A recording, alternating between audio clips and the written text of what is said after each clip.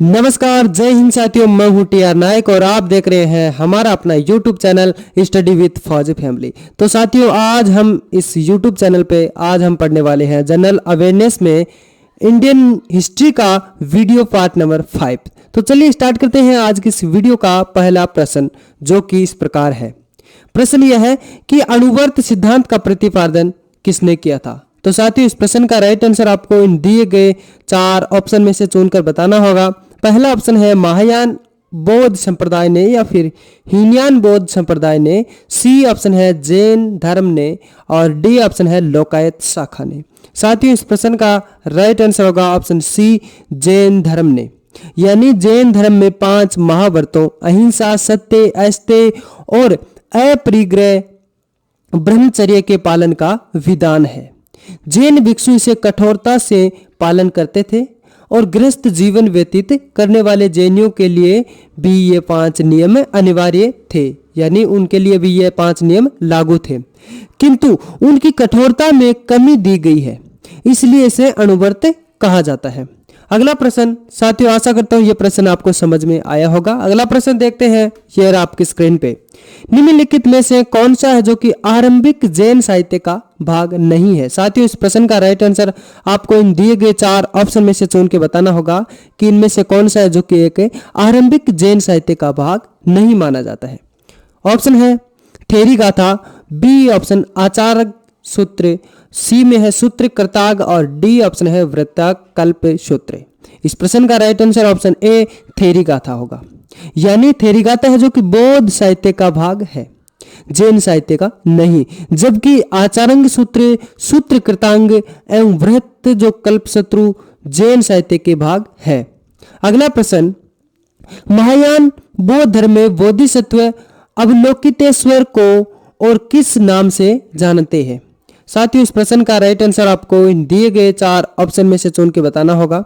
Option है वज्रपाणी, मंजूश्री, पद्मपाणी, और D option है मैत्रेयी। इस प्रश्न का राइट आंसर होगा साथियों ऑप्शन सी पद्मपाणी। यानी अवलोकितेश्वर जो बोधिसत्व है, जो बौद्धों की करुणा के साकार रूप थे, ये महायान शाखा के अत्यंत पूजनीय बोधिसत्वों में से एक माने जाते थे। और संस्कृत में अवलोकितेश्वर को पद्मपाणी कमल को धारण किए हुए थे, अथवा लोकेश्वर जो यानी लोकेश्वर विश्व का स्वामी के रूप में ही इनको इंगित किया गया था। चलिए साथियों, देखते हैं अगला प्रश्न कि अष्टांग मार्ग की संकल्पना अंग है। ऑप्शन है दीप वंश की विषय वस्तु का, या फिर बी ऑप्शन है दिव्यावदान की विषय वस्तु का, ऑप्शन सी है महापरिनिर्वाण की विषय वस्तु का, और लास्ट ऑप्शन है धर्म चक्र प्रवर्तन सूत्र की विषय वस्तु का। साथियों, इस प्रश्न का राइट आंसर होगा ऑप्शन डी धर्म चक्र प्रवर्तन सूत्र की विषय वस्तु का। यानी बुद्ध ने जो सांसारिक दुखों से मुक्ति के लिए अष्टांगिक मार्ग की संकल्पना का प्रतिपादन किया, जिसे क्या है कि बुद्ध का मध्यम मार्ग कहा गया, जिस पर चलकर निर्वाण की प्राप्ति संभव है।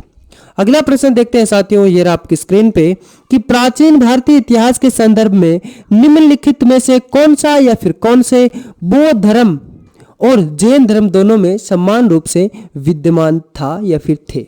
साथियों, इस प्रश्न का राइट आंसर आपको इन दिए गए तीनों कथनों को सावधानी पूर्वक पढ़कर इस प्रश्न का राइट आंसर आपको देना होगा। पहला कथन है तप और बोध, यानी तप और भोग की अति का परिहार। दूसरा कथन है वेद प्रमाण्य के प्रति अनास्था, और तीसरा कथन है कर्म कांडों की फलवता का निषेध। निम्नलिखित कूटों के आधार पर सही उत्तर चुनिए। साथियों, इस प्रश्न का राइट आंसर आपको इन दिए गए 4 ऑप्शन में से चुन के बताना होगा। पहला ऑप्शन है केवल 1, और बी ऑप्शन में है कथन 2 और 3, और सी में है 1 और 3, और लास्ट जो हमारा डी कथन है उसमें है उपयुक्त तीनों कथन। इस प्रश्न का राइट आंसर होगा साथियों ऑप्शन बी, यानी जो हमारा कथन 2 और 3 है वो राइट होंगे।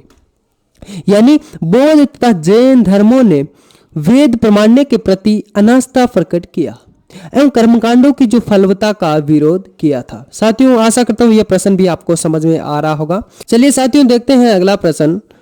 निम्नलिखित राज्यों में से किनका संबंध है जो कि बुद्ध के जीवन से था। तो साथियों, इस प्रश्न का राइट आंसर आपको इन दिए गए 4 कथनों में से आपको देना होगा। पहला कथन है अवंती, और दूसरा कथन कौशल, और तीसरा कथन गांधार और चौथा कथन है मगध। नीचे दी गई कूट का सही प्रयोग करके सही आंसर को चुनिए। पहला ऑप्शन है 1 2 3, बी में है केवल 2 और 3, सी में है 1 3 4 और डी ऑप्शन में है केवल 3 और 4। साथियों, इस प्रश्न का सही जवाब होगा ऑप्शन डी। हमारा जो कथन है 3 और 4 वो राइट होंगे। यानी महात्मा बुद्ध ने अपना पहला उपदेश है जो कि कहां पर दिया था साथियों, सारनाथ में दिया था। उसके पश्चात यानी उसके बाद से बौद्ध धर्म के प्रकार के लिए कपिल वस्तु, राजगृह, वैशाली एवं कौशल राज्य गए थे।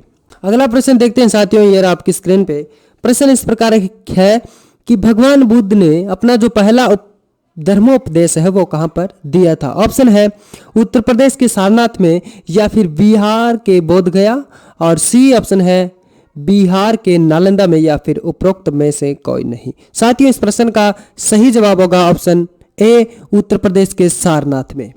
यानी 35 वर्ष की अवस्था में 6 वर्षों की जो कठिन साधना के पश्चात बिहार के बोधगया में पीपल के वृक्ष के नीचे वैशाख पूर्णिमा की रात्रि को गौतम को जो कि क्या हुआ, ज्ञान प्राप्त हुआ था। साथियों, अगर इस प्रकार का प्रश्न, मैं आशा करता हूं कि अगर इस प्रकार का प्रश्न आपको एग्जाम के अंदर अगर पूछा जाए तो शायद आपका गलत नहीं होगा।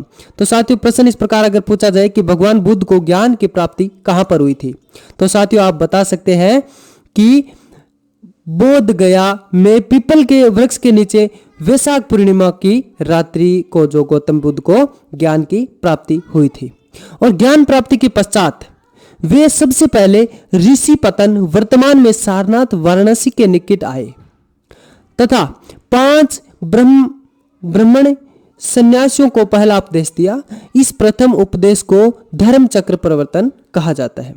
अगला प्रश्न देखते हैं साथियों, यह आपकी स्क्रीन पे।